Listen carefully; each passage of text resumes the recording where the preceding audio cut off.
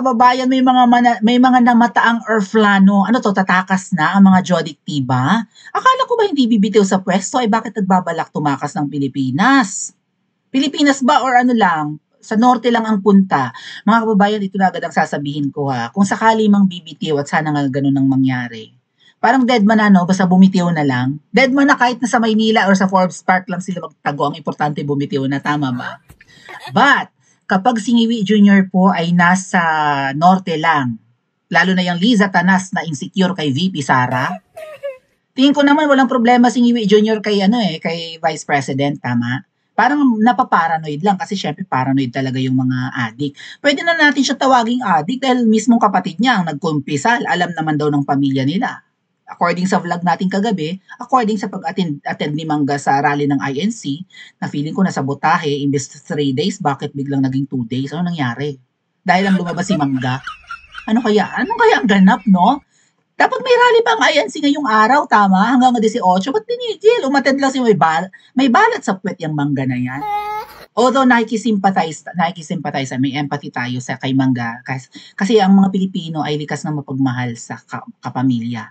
Unlike sa mga westerners, 'di ba mga ate at kuya, at sa iba pang mga bansa, wala silang pake pag patak ng 18, magsarili ka, independent, mamuhay kang mag-isa mo, bala ka diyan, right?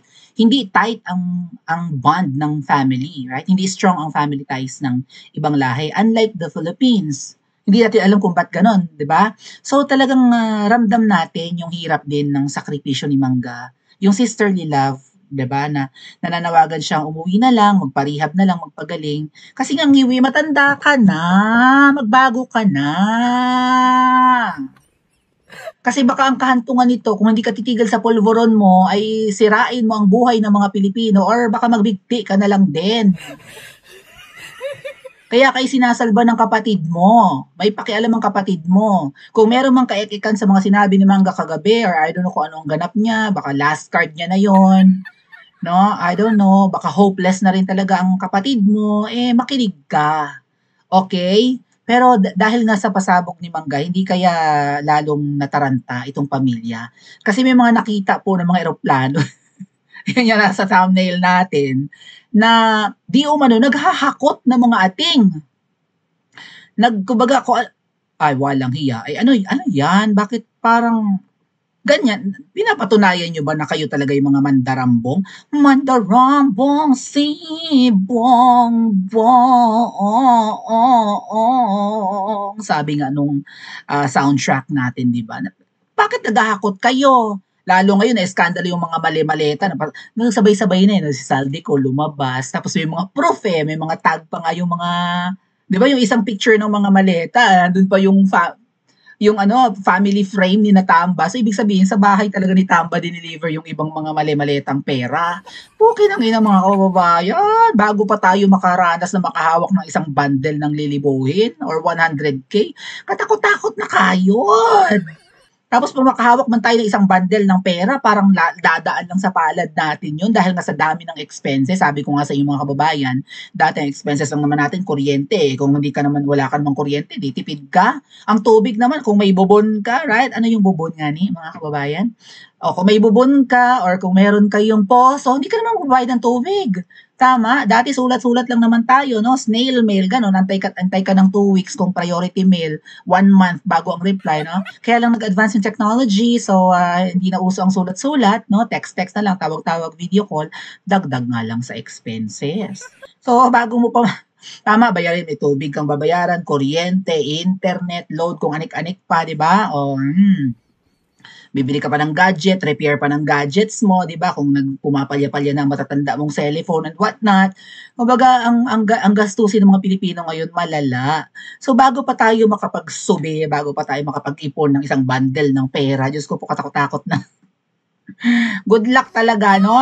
Sana all na lang sa mga ang trabaho ay bonggang-bongga ang kinikita. But tapos sila, yung hindi lang bundle ng pera or isang big kiss ng pera ang ninanakaw, mali-maleta na.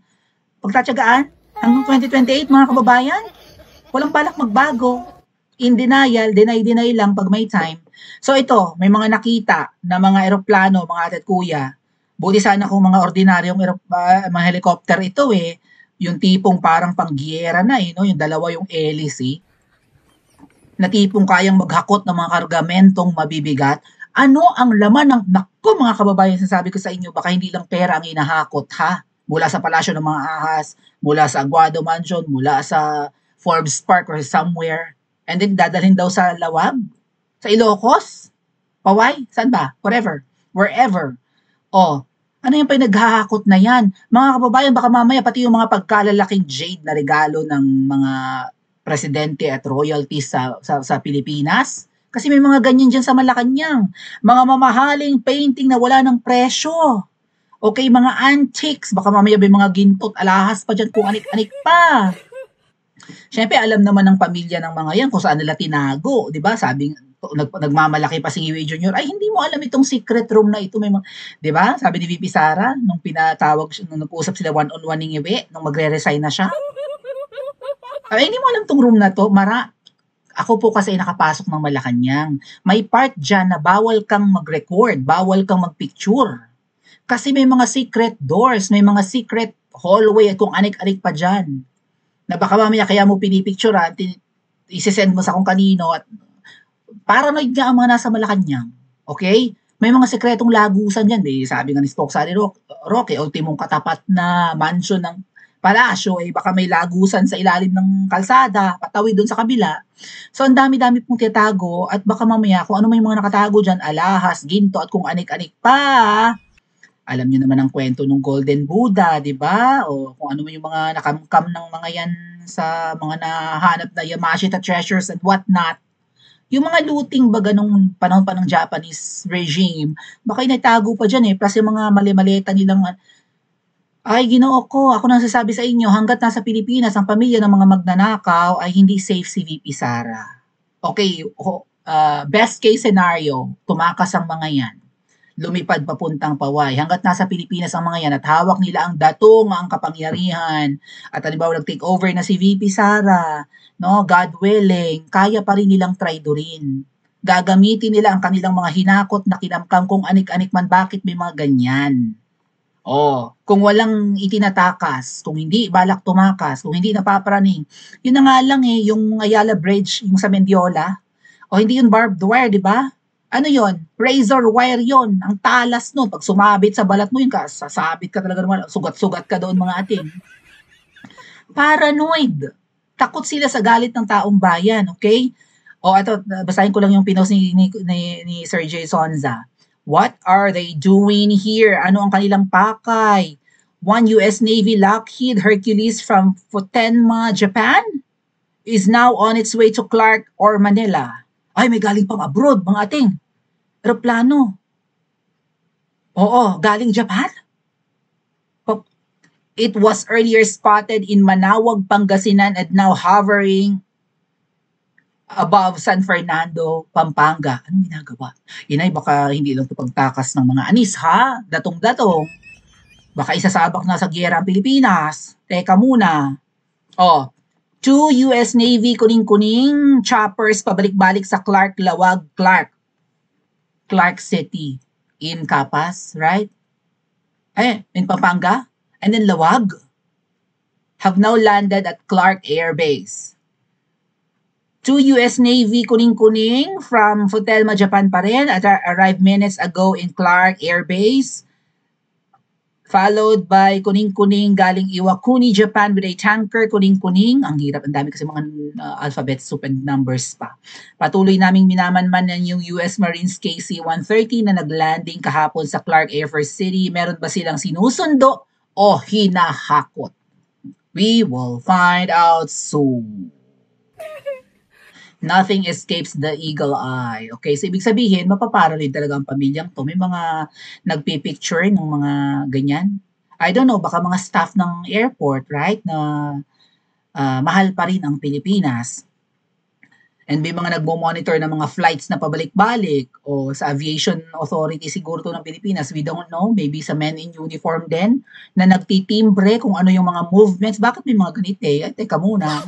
Iparating nga natin sa mga DDS, sa mga vloggers, sa mga kilalang totoo sa laban na ito, anti-corrupt, di ba? Sa kurakot na gobyerno. Send kay Jason send sa kung sino-sino. Pati sa mga vloggers. Oh, may hinahakot. Ay mga dekalibreng ano 'to, ba't may mga galing Japan?